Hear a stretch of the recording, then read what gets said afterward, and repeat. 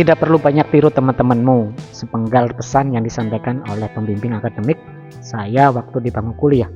Saat nilai IPK saya jeblok dan saya memberanikan diri untuk meminta nasihatnya langsung. Mendengar IPK saya jeblok 1,25, beliau langsung gebrak meja dan bilang, "Lalu apa maumu?" Saya terdiam, kebingungan, dan menjawab pendek, ingin menyelesaikan kuliah dengan tidak drop out. Beliau meletakkan pena dan berhenti menandatangani lembaran kertas-kertas yang bertumpukan di depannya dan membicarakan berlangsung. Saya kala itu kuliah sambil bekerja serabutan, juga ikut kegiatan di luar kampus. Pesan beliau untuk tidak meniru teman-teman, yang mana kalau kuliah habis ngampus terus langsung pulang atau ngekos. Kalau kita masih ada kegiatan lain di kampus, ya ikutan aktif. Kalau kerja sampingan, kerja. Tapi prioritaskan menyelesaikan kuliah. Pentingnya apa? Dapat ijazah, dapat status mahasiswa, bakal dapat jabatan? Enggak. Yang bisa jawab ada di dalam diri kita sendiri. Keputusannya mengurangi kegiatan di luar kampus, memilih kegiatan yang mendukung dan ada manfaatnya untuk sekarang dan di masa mendatang nantinya. Saya ingat ketika masa di bangku SMA, saya berada di pergaulan lingkungan yang salah.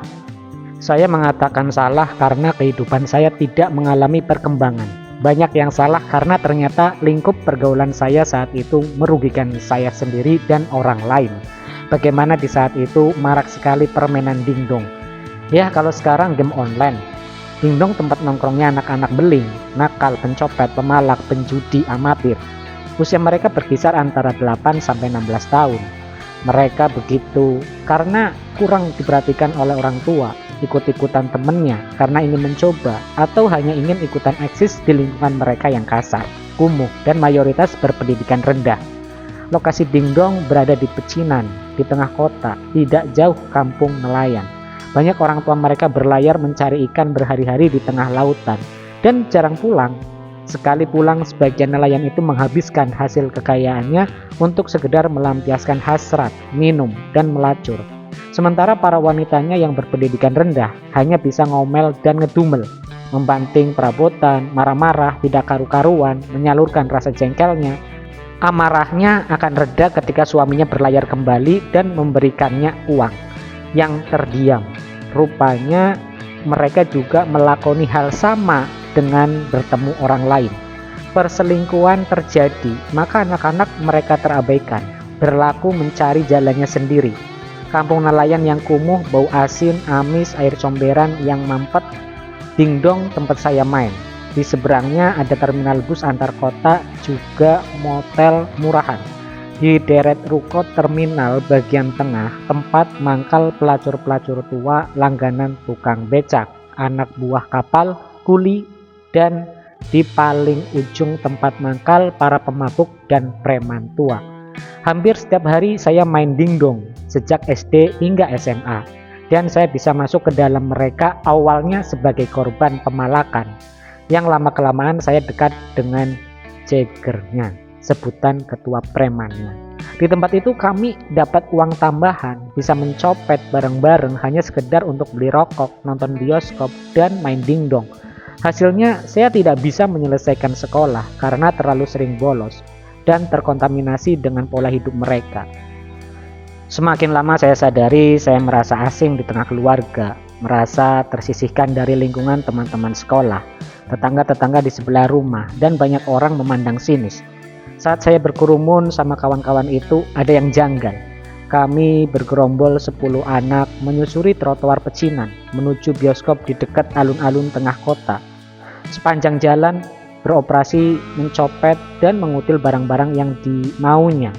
Hampir setiap hari, dan itu menurut saya berisiko sekali. Saya berhenti dan keluar dari lingkungan itu, lalu memutuskan untuk pergi merantau dan bekerja jadi tukang amplas di ibu kota Jakarta. Kurang lebih 20 tahun kemudian, setelah saya bekerja di Jakarta dan memutuskan melanjutkan sekolah kembali, yang akhirnya bisa melanjutkan hingga ke bangku kuliah dan bekerja di sebuah lembaga pendidikan, berkecimpung di komunitas yang bergerak di bidang literasi atau taman bacaan masyarakat dan berpendidikan alternatif. Saya merasa bahwa saya berada di lingkungan yang tepat. Selain dapat mengembangkan diri, jaringan yang saya peroleh bagus untuk masa depan. Suatu ketika saat pulang kampung, kota kecil tempat saya lahir sudah banyak berubah. Saya tidak sengaja bertemu dengan seorang teman yang sering nongkrong di Dingdong waktu itu. Ia banyak bercerita dan tetap melanjutkan hidupnya. Dingdong tidak ada, terminal sudah dipindahkan, bioskop sudah tutup, dan taman kota yang dulu tempat nongkrong para wanita dan pelacur luar kota sudah bisa disulap menjadi area bermain anak-anak. Juga terdapat sebuah taman bacaan yang dikelola pemerintah daerah. Sebagian teman-teman itu mengalami kejadian mengenaskan. Ada yang hilang entah kemana, pincang kakinya, kena tembak aparat penegak hukum lantaran dia suka maling, masuk penjara sebab berbagai kasus. Ada yang jadi spion atau informan yang masih bertahan hidup dan mampu mengendalikan dirinya, bekerja kasar, tukang parkir, sopir, kuli, tetapi mungkin ada yang sudah sukses hidupnya. Dan saya belum bertemu. Kawan-kawan itu yang telah saya kisahkan tadi. Kebanyakan dari kalangan ekonomi menengah ke bawah. Saat ini barangkali berusia antara 40 sampai 45 tahun, tetapi masih merasa kesulitan untuk berkembang. Karena sebagian masyarakat sudah memberi label pada mereka dengan sampah masyarakat.